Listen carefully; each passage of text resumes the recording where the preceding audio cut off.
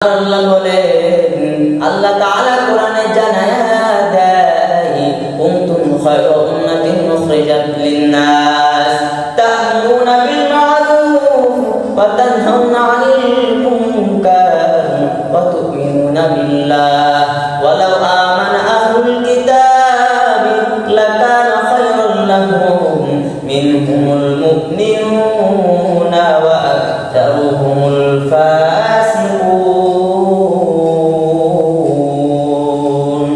কেউ যদি বান্দা ও বাবারা নবীর উম্মত আশিকের দল দিয়ে কানটা লাগা শুনে বাবা, কেউ যদি সৎ কাজের আদেশ করে এবং অসৎ কাজের নিষেধ করে, কি করে? সৎ কাজের আদেশ এবং অসৎ কাজের নিষেধ করে। আপনি কোথাও যাইতেছেন, কি করবেন? কাউকে খারাপ কাজের ভিতরে লিপ্ত হয়ে দেখলে আপনি বলবেন, ও ভাই, ও সন্তান, এটা করিয়েন না, এটা করিয়েন না, এটা খারাপ কাজ, আল্লাহ তাআলা নিষেধ করছেন।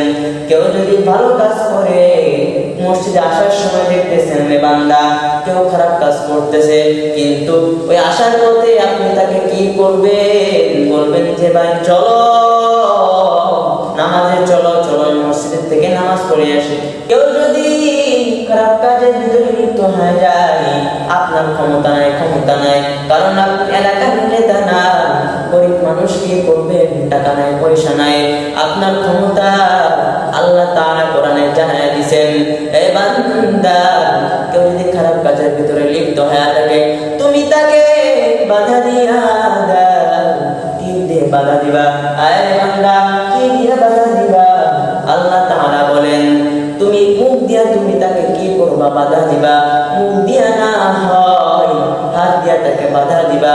হাত দিয়া যদি মনে না হয় আমার দ্বারা সম্ভব নয়, কারণ আমার তো ক্ষমতা নাই, আমার কাছে তো এই পাওয়ারটা নাই, আমি এলাকার কোনো নেতা না, কিন্তু বান্দা দুর্বল হয় মুমিন, ওই পরিপূর্ণ দুর্বল হয় মুমিন। সে কে দুর্বল? যে দুর্বল মুমিন হবে তার অন্তর